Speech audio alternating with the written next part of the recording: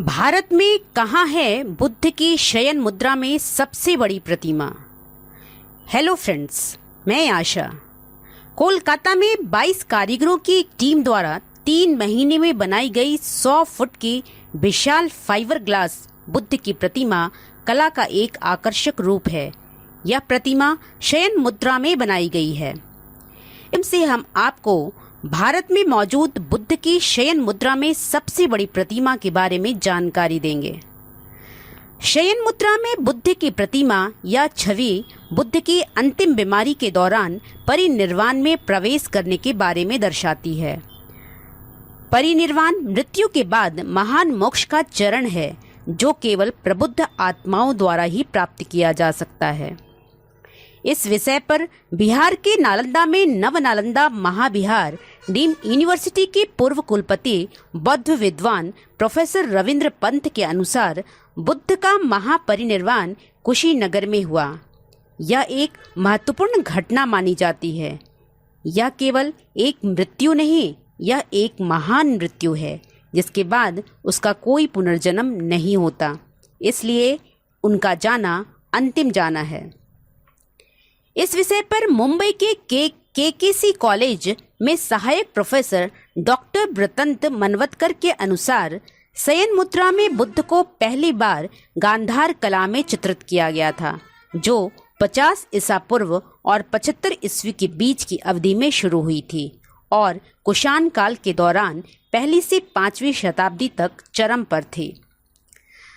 शयन मुद्रा में बुद्ध की मूर्तियों और छवियों में उन्हें अपनी दाहिनी ओर लेटा हुआ दिखाया गया है। उनका सिर एक कुशन या उनकी दाहिनी कोहनी पर टिका हुआ है।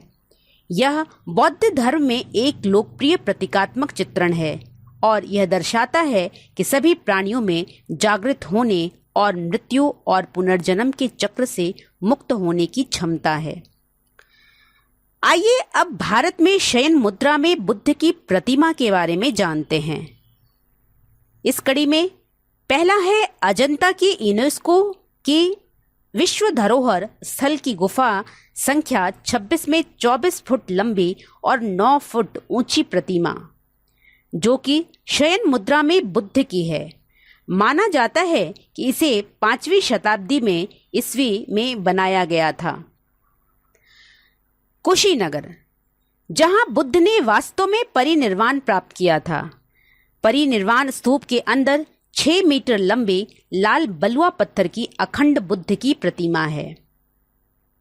महाबोधि मंदिर, मंदिर में बुद्ध भूमि स्पर्श मुद्रा में बैठे दर्शाए गए हैं, जहां उनका हाथ जमीन की ओर इशारा कर रहा है। यह पृथ्वी को उनके ज्ञानोदय की साक्षी के रूप में दर्शाती है। आगे है सारनाथ। सारनाथ में जहां बुद्ध ने अपना पहला उपदेश दिया था। पत्थर की प्रतिमा में एक हाथ का इशारा है, जिसे धर्म चक्र मुद्रा कहा जाता है, जो उपदेश का प्रतीक है। यह बोधि वृक्ष के चित्रण के साथ साथ भारत में सबसे लोकप्रिय चित्रण भी है। आगे है वॉकिंग बुद्धा। वॉकिंग बुद्धा या तो आत्मज्ञान की ओर अपनी यात्रा शुरू कर रहे हैं या उपदेश देकर लौट रहे हैं।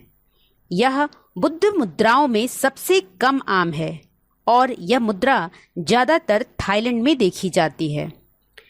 विशेषज्ञों का कहना है कि बुद्ध को दुनिया भर में 100 से अधिक मुद्राओं में चित्रित किया गया है, जबकि बैठे हुए बुद्ध सबसे आम चित्रण को शिक्षण या ध्यान माना जाता है।